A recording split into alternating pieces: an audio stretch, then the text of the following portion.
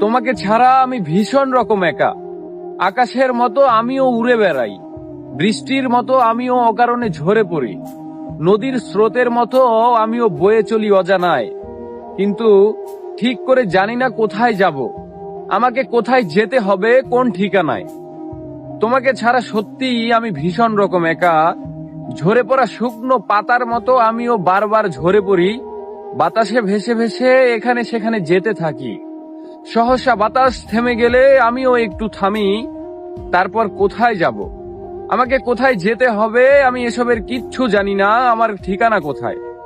তোমাকে ছাড়া আজ আমি ভীষণ রকম একা।